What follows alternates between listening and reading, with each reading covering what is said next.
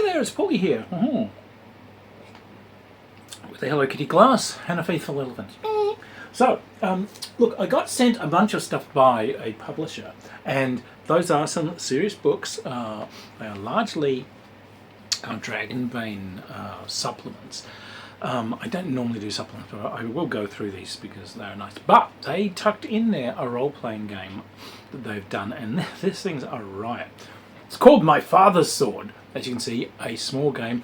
This is an absolute gem of a thing.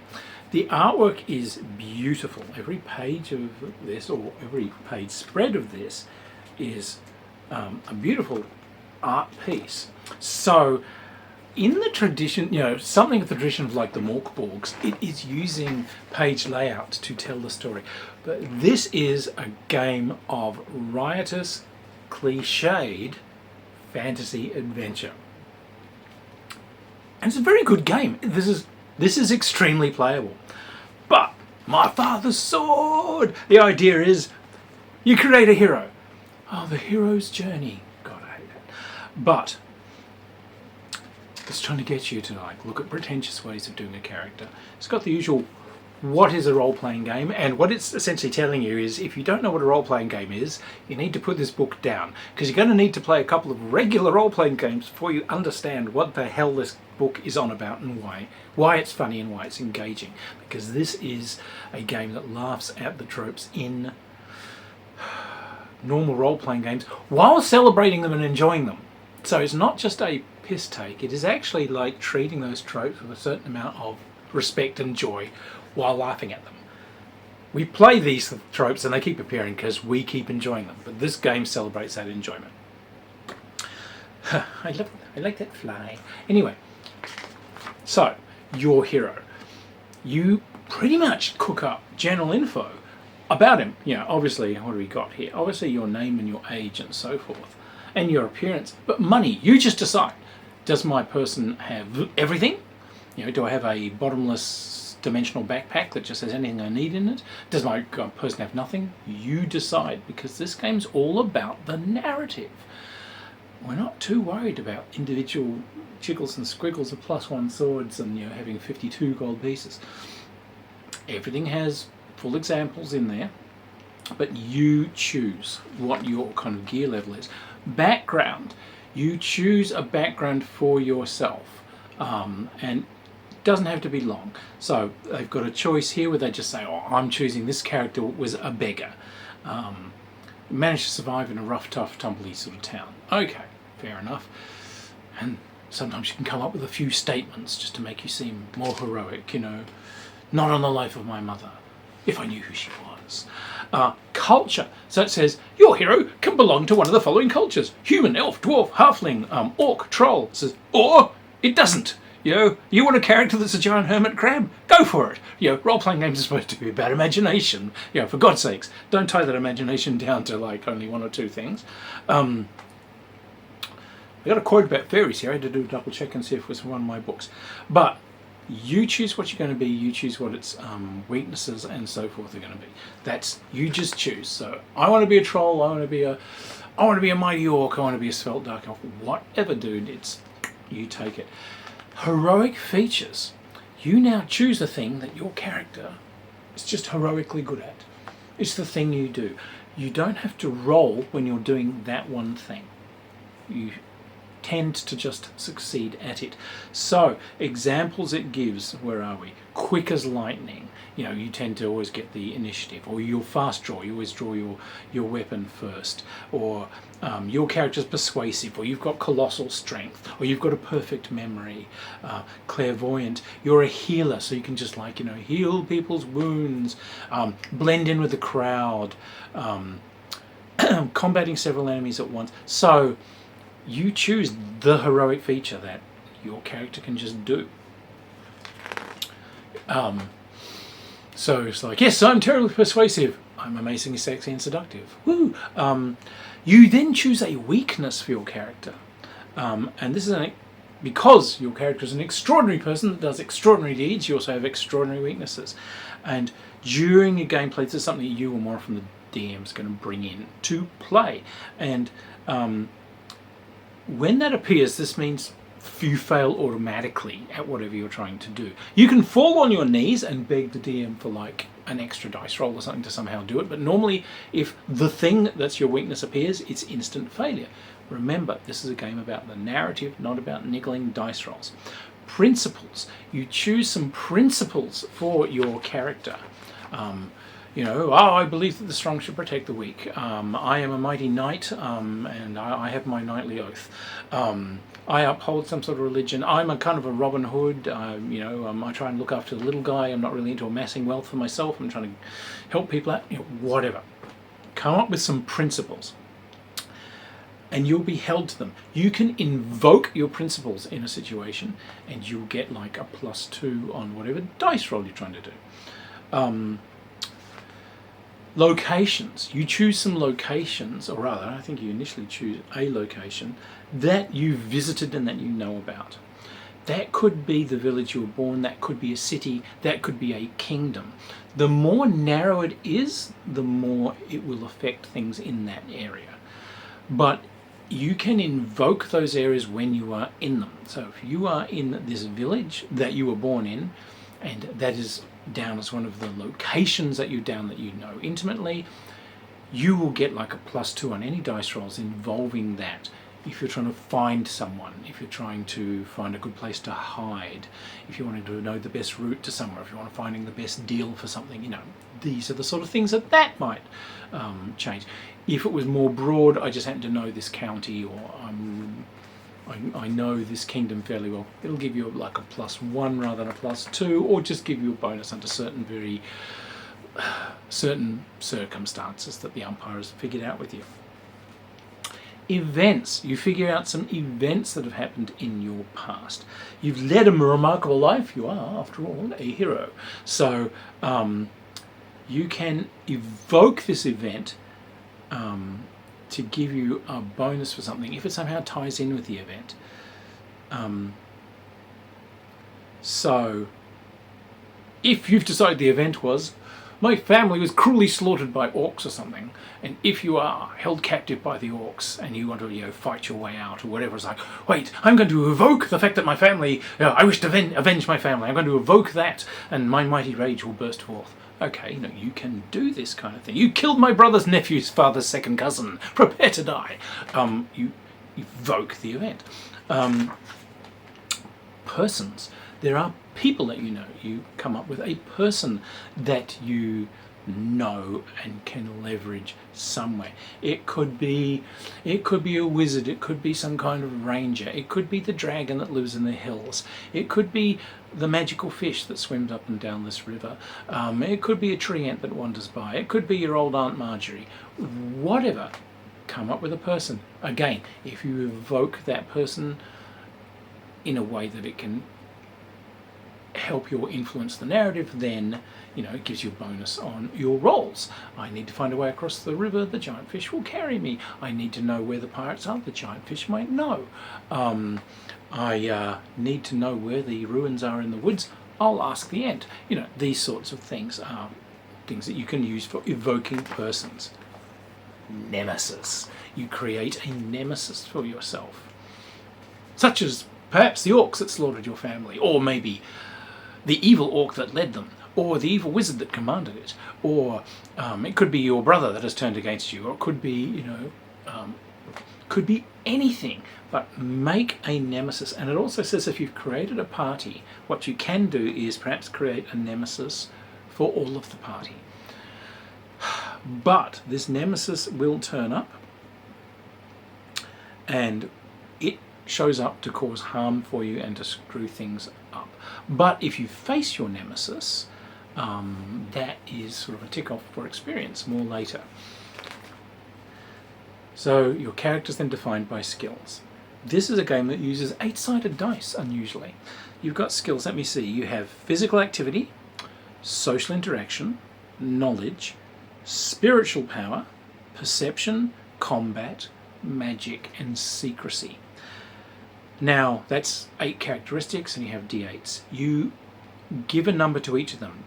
You list one of these at level 1, one at level 2, level 3, level 4, level 5, level 6, level 7, and level 9. No, only kidding, level 8.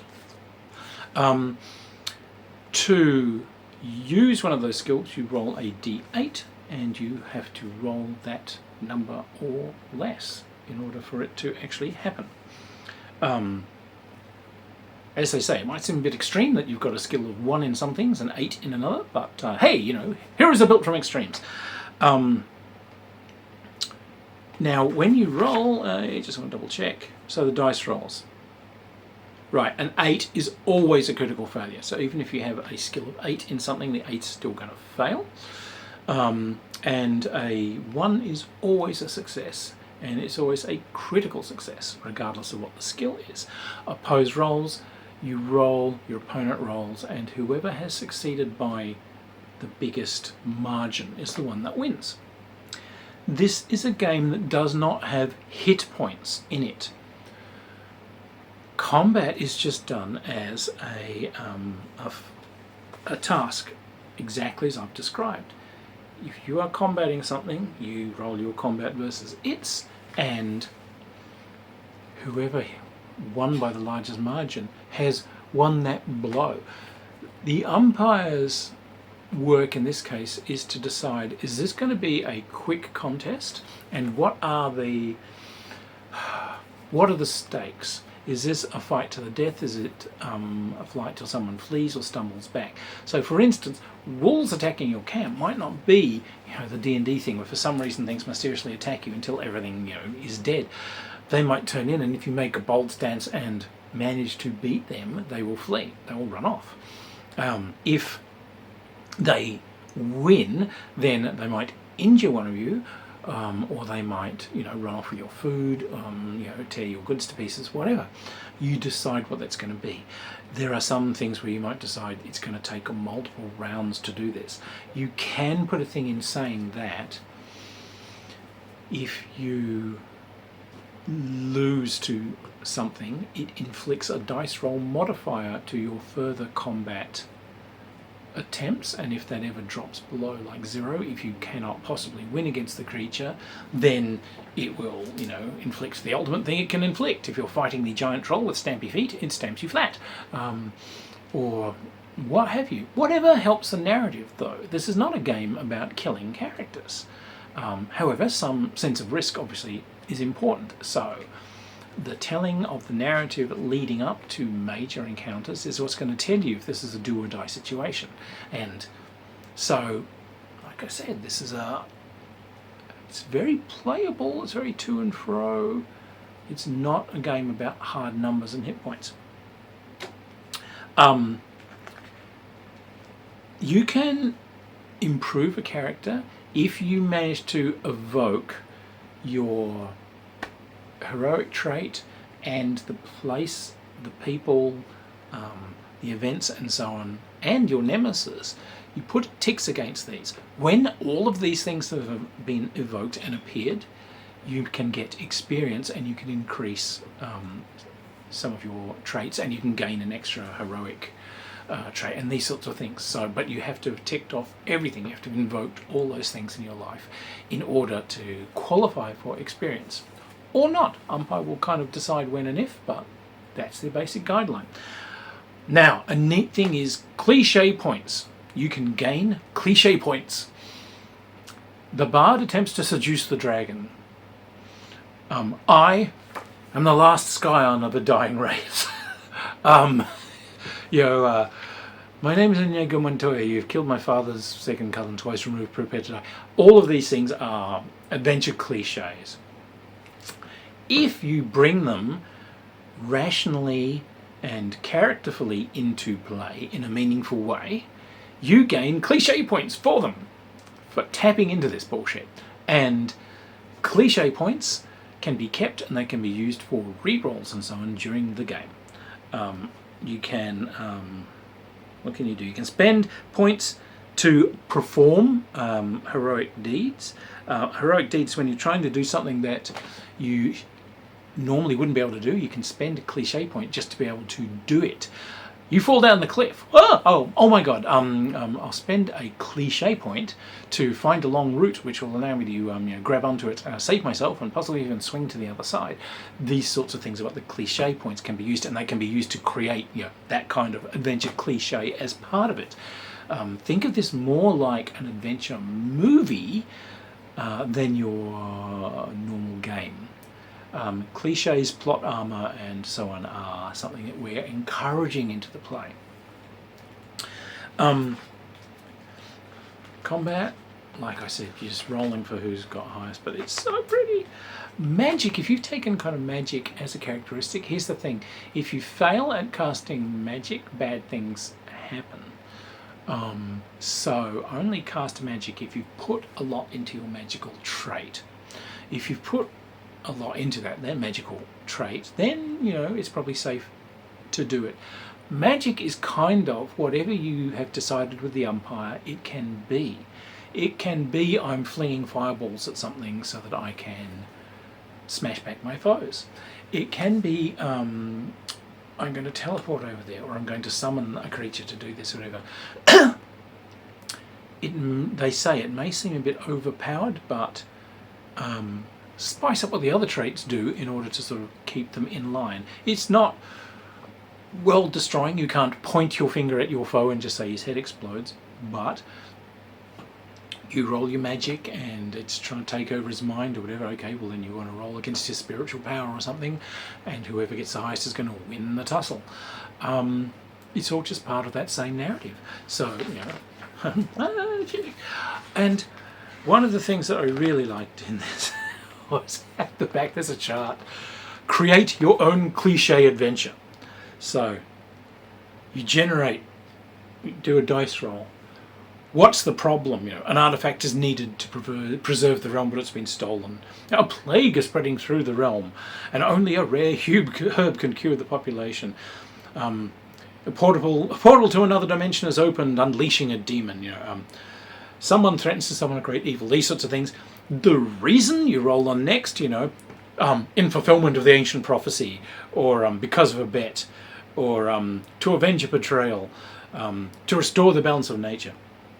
You roll what villain's behind it? Diabolical ruler of the underworld, the corrupt regent, a deity that's gone batshit crazy, one of our heroes' long lost brothers turned to the dark side. The victim you roll then, it could be an innocent village, it could be a powerful artifact that somehow maintains the world, the local deity, the last of an endangered magical species, so he's a victim, and then plot twist. And the thing, one of those I like is the villain is actually one of the hero's parents. The entire adventure was merely a test set up by the gods. The hero's trusted NPC companion has actually been the villain all along. The hero is one of the player characters that has travelled back from the future. So you can just create these wonderful, wonderful, ridiculous cliches. There's advice on DM tips, which is mostly about how to do that play, how to enjoy and celebrate the cliches. It's laughing at them, but it's bringing them into play. So that playing this game, it's going to feel more like playing, Indiana Jones, fantasy movie of your choice. Those lucky breaks, those strange cliches. Here comes my plot armor.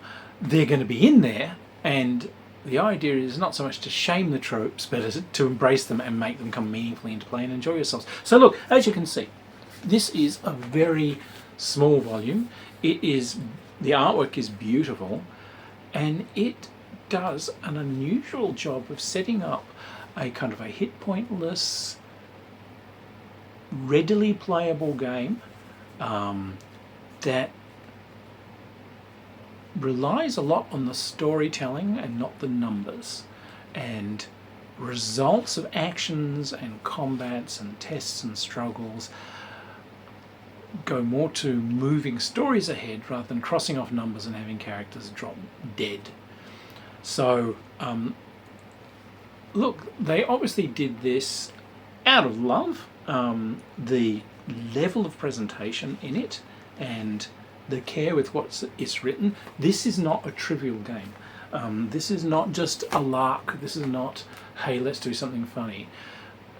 This was actually made out of love for the medium, and I respect them for it. It is beautifully done, and well worth a look.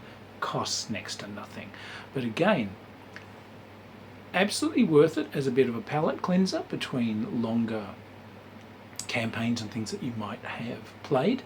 But also well worthwhile as a campaign in its own right. I think you could make a really good campaign out of this thing. So give it a try. Anyway, haha. Very hot today. Yes. Look after yourselves out there. Take care of your personal safety. Look to your communities. And yeah, take care of yourselves until we can meet someday, my friends. I hope we meet around a convention table someday. I'll see you around the gaming table.